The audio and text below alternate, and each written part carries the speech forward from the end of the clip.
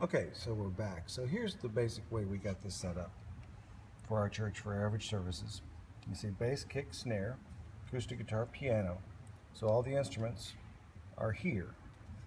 Then we have piano, vocal.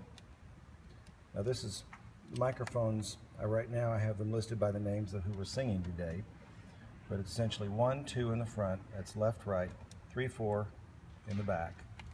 Then we have Jerry, Father Dave, Father Stu, Travis, pulpit, lectern, and then here again we have that flex channel I was telling you about.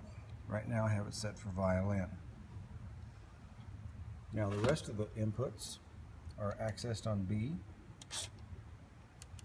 and what we have is the output of the CD player, the organ, which goes to the speakers outside and to the recording. It doesn't go back into the room, of course. 20 is blank.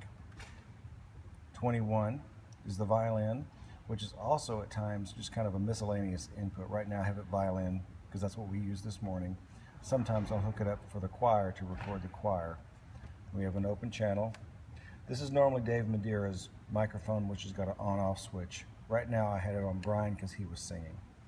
Then we have a bunch of empty channels. We have 2 earthworks. This one was buzzing this morning. I have to try to fix that. I've addressed it before and the buzz came back. These also go to the recording and feed outside, so you have a little sense of ambience in the outside speakers. Then here's our handheld microphone. Now the last set, Group C, this is essentially stuff from the front of the church, and so there's nothing hooked up to it. All these would be addressed from the snake that goes to the front of the church. Now again, you notice here it says acoustic guitar level. That's because it's selected here. So let's go back to the mains. Let's say the acoustic guitar wanted more of himself. Well, push 1, there you are, and you can adjust how you want. Let's say acoustic guitar wants more vocals, front vocals. So you got to find it.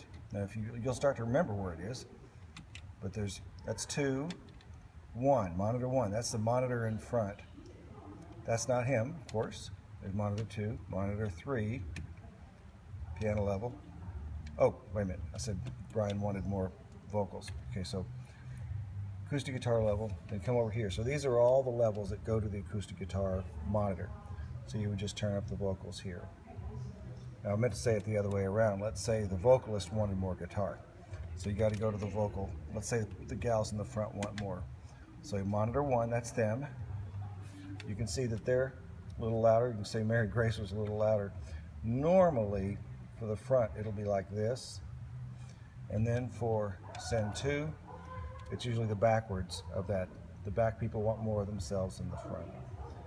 But if any of them want more acoustic guitar, you select whichever monitor you want, and all of these are now monitor sends. So just turn up the acoustic guitar, and there you have it. Somebody gets a little loud, go to the mic preamps, the gain knob. You can turn them down. Piano got a little loud, let's turn the gain of the preamp down. So on and so forth. So that's pretty much how these things operate, and most of the time what you'll end up doing is working a lot with your sends and your mic preamp. Occasionally you want to do EQ. Let's say the vocals don't sound right to you. Select it here. Now over here you'll notice we got this kind of generic thing. This is the options page. You can see here options. We have these different configurations. Here we can have, I can move the mouse. It's hard to do with the other hand. Let's go here. Here's the mouse. Okay. Select inputs, which is where almost always you will be working. But there are the outputs. You can see I have a little graphic EQ in the live feed. Filing, this is where you save projects into the thumb drive. Snapshots, this is another place you'll work a lot. Patch Bay, a place you won't work much. Plugins, you can get there from here, but there's other ways to get there. Typically you go to the plugins from here, and the plugins you'd access over here on this side. So Jennifer, you're not happy with the EQ. So you can adjust it here. with the mouse. Just grab it if you want. Or you can come over here, select EQ, and then you can see frequency and gain. If you want to change it from frequency to Q, push down. Now you see it changes. It's blinking, which means it's not going to change the frequency. It's changing the Q. And it goes wide and narrow. Nice graphic they did here.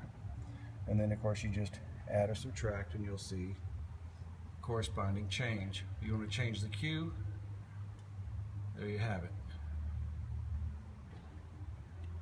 So, dynamics, most of the time I operate it this way. Now again, you can go from one thing to the other on your screen by doing that, or you could just click on what you're looking for. Click on the panel for EQ. Now the EQ is active. You want compression? Click on the compression. Now that's where the compressor settings are.